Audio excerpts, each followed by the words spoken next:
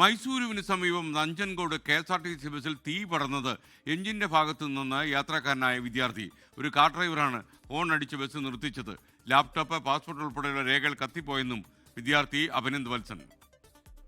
ബാംഗ്ലൂരിൽ നിന്ന് 11:30 ബസ്സിനാണ് കയറിയത്. കോഴിക്കോട് പോകുന്ന ബസ്സായിരുന്നു. അപ്പോൾ നമ്മളൊരു മൈസൂർ കഴിഞ്ഞ് 2 മണിയൊക്കെ ആയപ്പോൾ നഞ്ചൻകോട് എത്തിയപ്പോഴാണ് ഈ സംഭവം നടന്നത്. ബസ്സിന് തീ പിടിച്ചത്. അപ്പോൾ അതൊരു എൻജിൻ സൈഡിൽ നിന്നാണ് ചെറിയായിട്ട് തീ വന്നത്.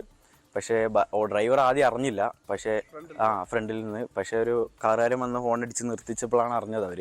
അപ്പോൾ തന്നെ ഡ്രൈവറും കണ്ടക്ടറും എല്ലാവരും പറഞ്ഞു, യാത്രക്കാരെയൊക്കെ എണീപ്പിച്ചു. അവരെല്ലാവരും അതുകൊണ്ട് സേഫാണ്. പിന്നെ കുറച്ച് സാധനങ്ങൾ കത്തിപ്പോയി.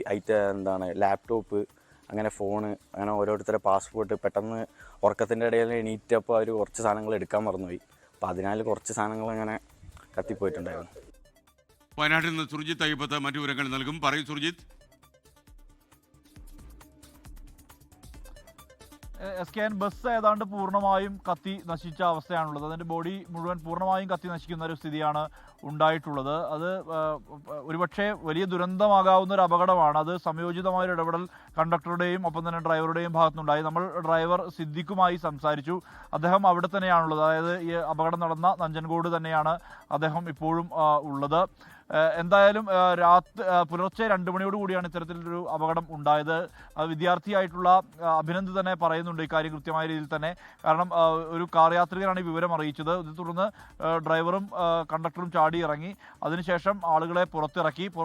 അത് പിന്നീട് പൊടുന്നനെ തീ പടർന്ന് പന്തലിക്കുകയായിരുന്നു. മൊത്തം താഴ്ഭാഗത്തു നിന്ന്, അതായത് എഞ്ചിൻ്റെ ഭാഗത്തു നിന്നാണ് തീ പടർന്നത് എന്നുള്ളതാണ് വ്യക്തമാവുന്ന കാര്യം.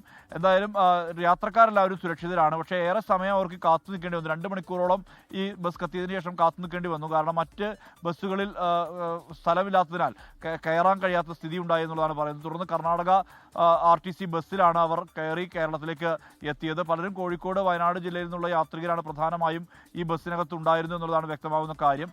എന്തായാലും ഈ ബസ് മറ്റ് നടപടികളിലേക്ക് KSRTC കടക്കുന്നു. ലോകത്തെവിടെയായാലും ഏത് സമയത്തും 24 വാർത്തകളും ഓഗ്മെന്റഡ് റിയാലിറ്റി പാക്കേജുകളും എക്സ്പ്ലെയിനറുകളും വിശദമായി കാണാൻ ഞങ്ങളുടെ YouTube ചാനൽ നിങ്ങൾക്ക് സബ്സ്ക്രൈബ് ചെയ്യാം.